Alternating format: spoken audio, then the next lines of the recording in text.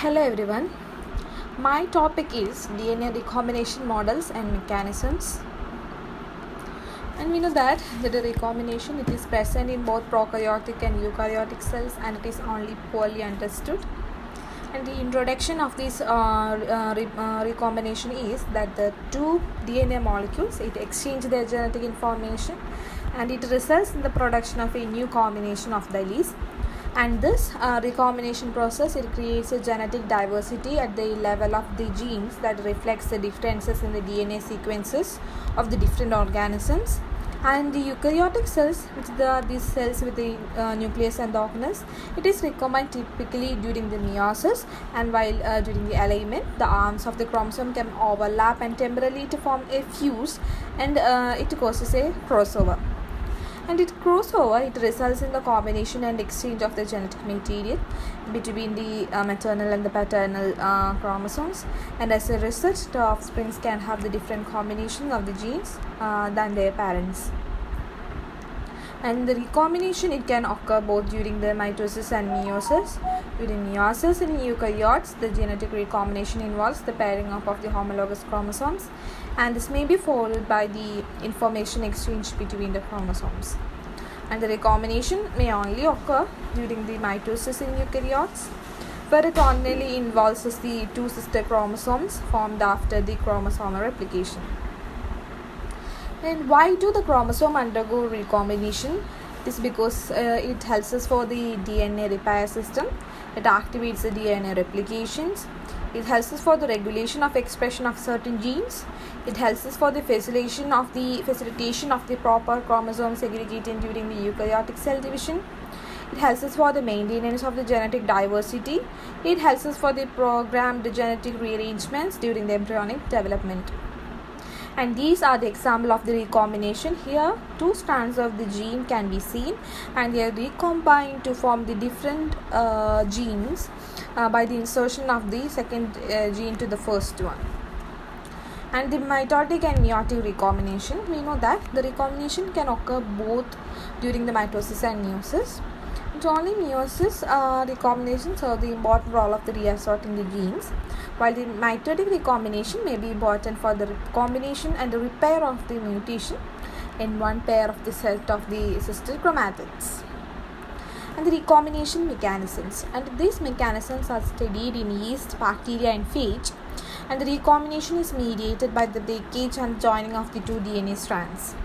These are the classes of the recombination, and these are homologous genetic recombination, inside specific recombination, and DNA transposition. And in homologous genetic recombination, here it involves the genetic exchange between any form of the two DNA molecules, and that share an extended region of nearly an identical sequence. And this actual sequence of the bases is irrelevant as long as it is similar to the two DNAs.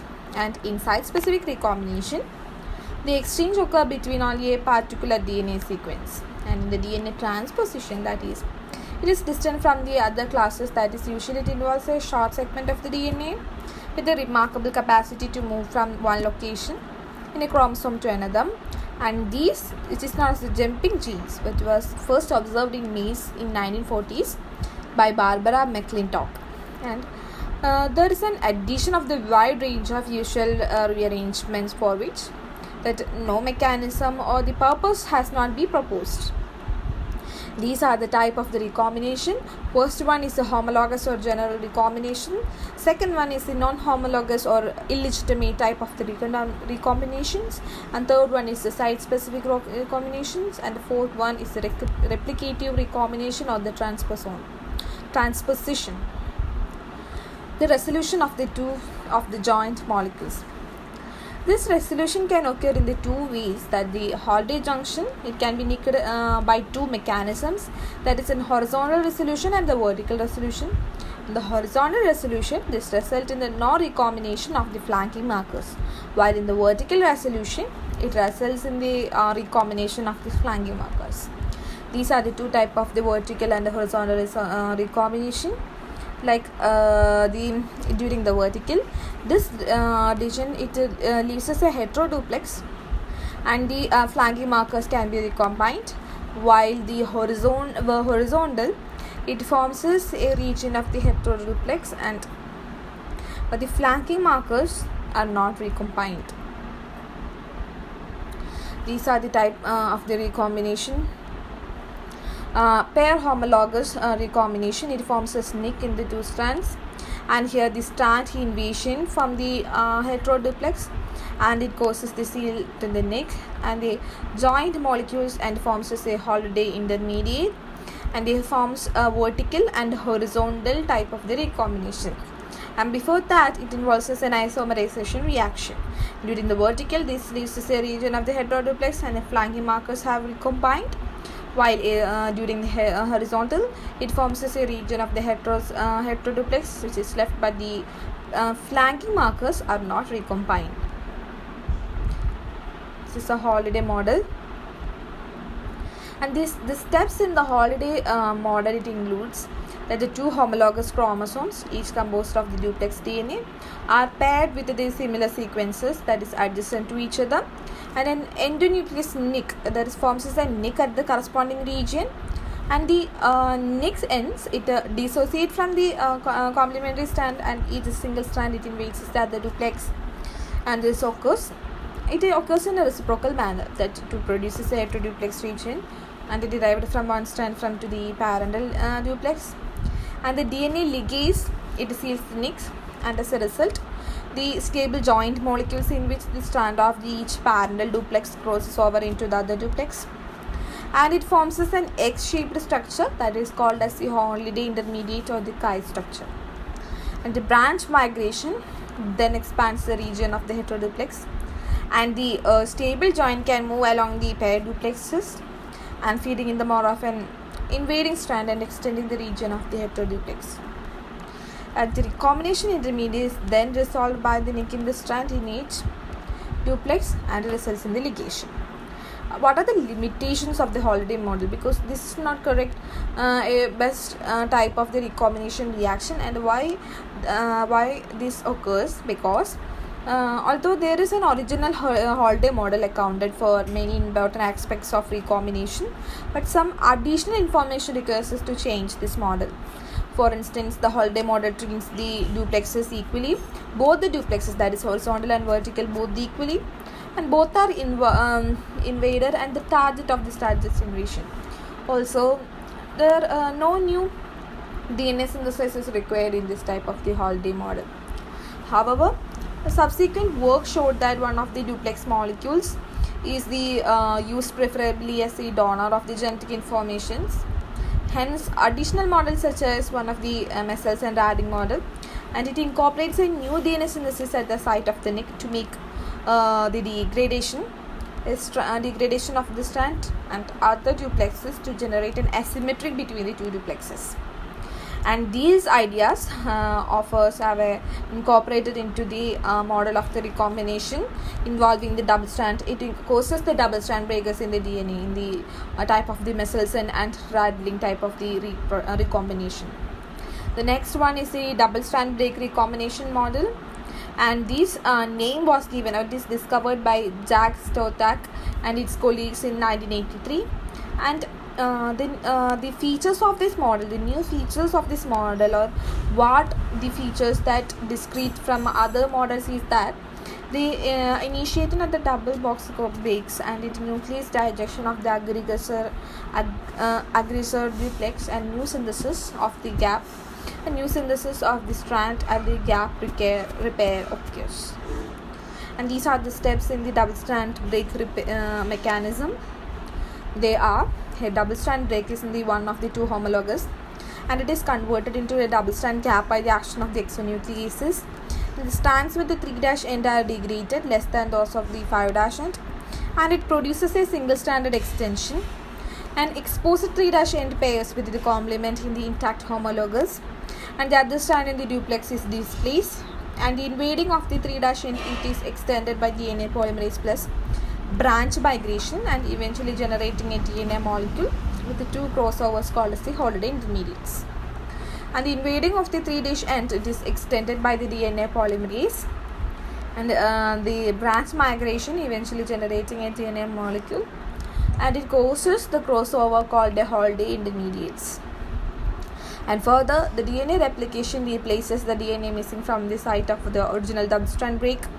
The cleavage of the Holiday intermediates by these specialized nucleases, it generates either of the two recombination products.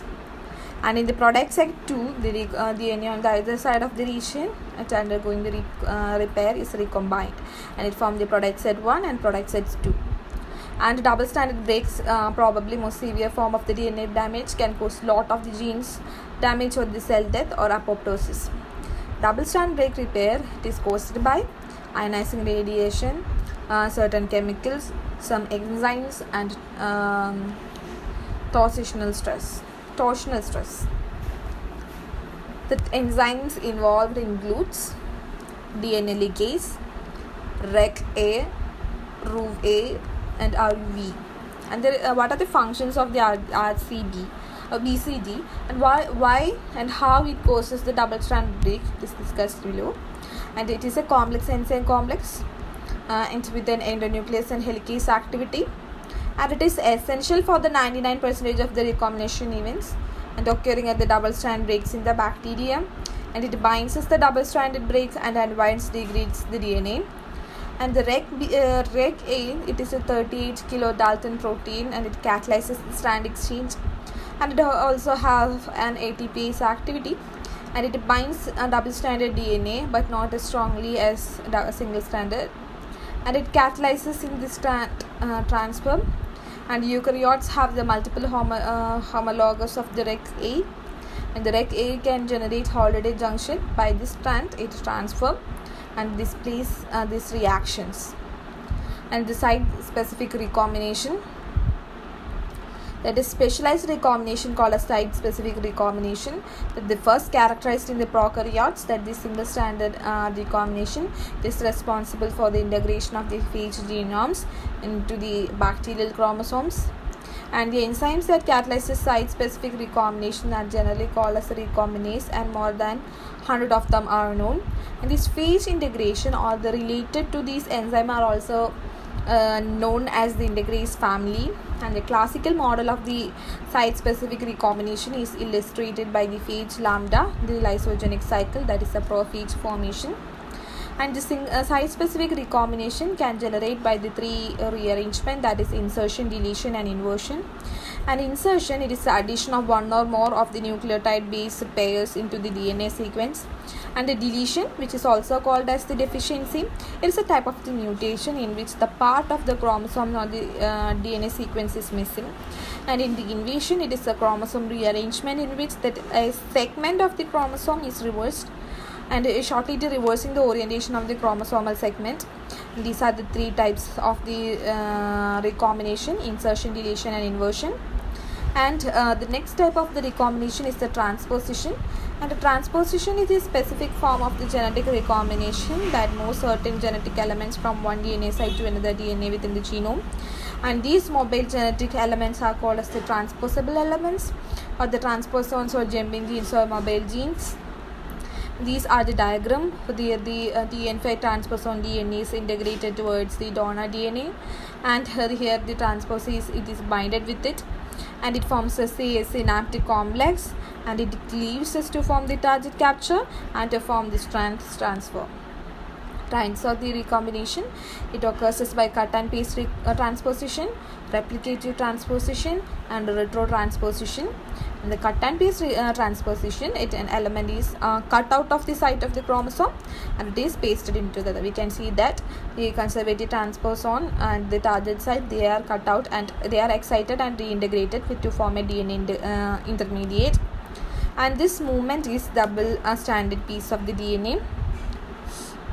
And the next type of the transposition is a replicative transposition. Here element is replicated and one copy is inserted into the new site, and one copy also remains at the original site, and the single strand is removed here. There are also a replicative transposon and a target site bind together to form a DNA intermediate. And in the retrotransposition, the element makes an RNA copy of itself, which is reverse transcribed into the DNA copy, which is then inserted into the cDNA. Thank you.